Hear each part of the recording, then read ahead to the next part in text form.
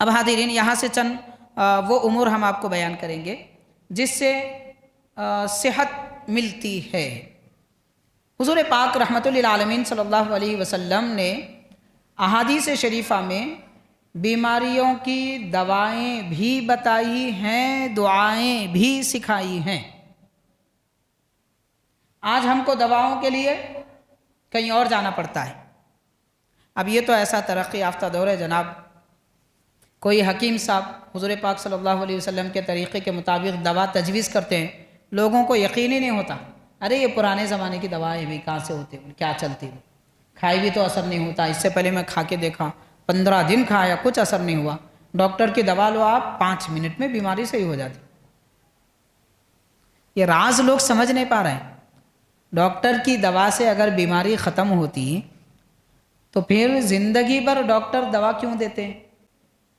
آپ دیکھیے کتنے ایسے مریض ہیں ہمیشہ دوا کھاتے رہنا، کھانے سے پہلے کھانے کے بعد، کھانے سے پہلے کھانے کے بعد، کھاتے رہو، عمریں گزر گئی، 10 سال گزر گئے، 15 سال گزر گئے، بعض تو دنیا سے چلے گئے، مگر دوا کھاتے رہے۔ یہ کیسی دوا ہے جس سے شفا نہیں مل رہی ہے؟ نبوی دوائیں اگر استعمال کریں گے، سرکار کی بتائی ہوئی دوائیں استعمال کریں گے، ہو سکتا ہے کچھ وقت لگے صحت کے لیے، لیکن بیماری جڑ سے نکل جائے گی، ختم ہو جائے گی، پھر دوبارہ دوا کی ضرورت نہیں پڑے گی، پھر کبھی بیمار ہو جائے تو ضرورت پڑے گی۔ تو یہ بات سمجھنے کی ضرورت ہے۔ بہرحال حاضرین، اصل بات میں عرض کرنا کیا چاہتا ہوں، حضور نبی کریم علیہ السلام نے ہم کو دوائیں بھی دی ہیں بیماریوں کے لیے، شفا کی خاطر دعائیں بھی عطا فرمائی، اور بیماری سے بچنے کے نسخے بھی دیے۔ ایک تو بیماری آنے کے بعد دوا یا پھر دعا، بیماری آنے سے پہلے بچاؤ کے طریقے وہ بھی سرکار نے ہم کو عطا فرمائے۔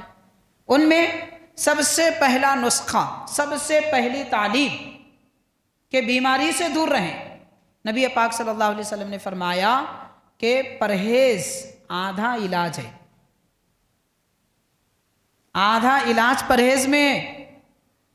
آج آپ بتائیے، آپ کسی کے پاس جائیے، جناب صاحب یہ ہو گیا، میرے گولی دیں گے، انجیکشن دیں گے، پرہیز کیا ہے؟ تو بولیں گے جو چاہے کھاؤ، کوئی مسئلہ نہیں ہے۔ یہی بول رہے ہیں لوگ آج کل، کوئی پریشانی کی بات نہیں، آپ جو چاہے کھا سکتے۔ پرہیز نہیں ہے تو بیماری کبھی ختم نہیں ہوتی۔ سرکار فرما رہے ہیں پرہیز آدھا علاج ہے۔ اس کے بعد ارشاد فرمایا من احتما فہو علی یقین من المکروہ، کہ جو آدمی پرہیز کرے اس پر کوئی بیماری مصیبت نہیں آئے گی، اس بات کا اس کو یقین ہے، اور مصیبت یا بیماری آنے کا شک ہے، صرف شک ہے کہ بیماری آ سکتی لیکن یقین ہے کہ نہیں آئے گی۔ تو پرہیز بہترین علاج ہے، تو پرہیز کیا جائے۔ پھر حضور پاک علیہ السلام نے یہ بھی ارشاد فرمایا، ایک صحابی کے متعلق آتا ہے، اب یہ جو مختصر سا واقعہ ہے، صحابی کا عمل ہے، حضور نے ان کو دیکھا، صحابہ کرام کتنے بھولے تھے یہ بات بھی سمجھ میں آتی ہے۔ تو دیکھیے ایک مرتبہ پیارے آقا صلی اللہ علیہ وسلم نے اپنے ایک صحابی دیکھا، حضرت صہیب رضی اللہ تعالیٰ عنہ، غلام تھے، ان کو حضرت صدیق اکبر رضی اللہ تعالیٰ عنہ نے غالباً خرید کے آزاد کر دیا تھا۔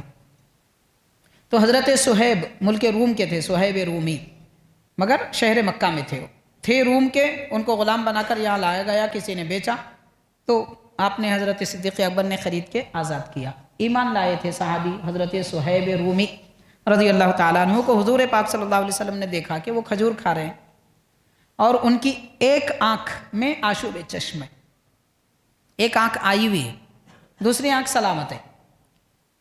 تو سرکار نے فرمایا پرہیز، حضور پرہیز کا ذکر فرما رہے ہیں، فرمایا صہیب آپ کو آشوب چشم ہے اور آپ کھجور کھا رہے ہیں؟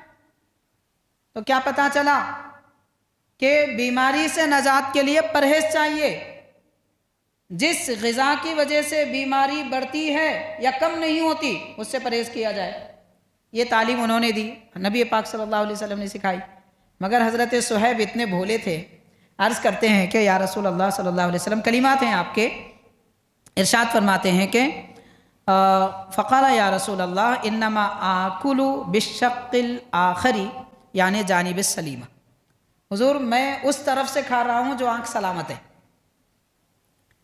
یعنی ان کو اتنا بھی اس بات کا علم نہیں تھا کہ مثال کے طور پر ان کی سیدھی آنکھ میں آشوب چشم ہے.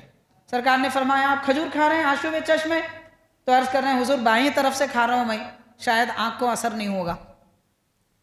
ایسے بھولے تھے صحابہ اکرام، انہوں نے کوئی مذاق کی بات نہیں کی معاذ اللہ. تو پیارے آقا صلی اللہ علیہ وسلم نے سن کر مسکرایا. اگر وہ مذاق ہوتا تو حضور ناراض ہوتے. یہ مسکرایا حضور نے، یہ لفظ آیا فضحک النبی صلی اللہ علیہ وسلم، یہ بتا رہا ہے کہ انہوں نے مذاق نہیں کیا تھا. ان کی لا علمی کو بھی حضور جانتے تھے کہ کتنے بھولے ہیں. یہ بھی نہیں جانتے کہ کسی چیز کے کھانے کا اثر معدے سے ہوتا ہے، جانب سے نہیں ہوتا. تو بہرحال اس میں بھی پرہیز سکھایا جا رہا ہے. نبی پاک صلی اللہ علیہ وسلم نے امت مسلمہ کو پرہیز سکھایا ہے. حاضرین، اور ایک واقعہ بیان کیا گیا ہے، اس میں دو باتیں بیان کی گئی. ایک تو یہ کہ یہ جو حدیث پاک ابھی میں نے بیان کی وہ احیاء العلوم میں امام غزالی رحمۃ اللہ علیہ نے ذکر فرمائی ہے.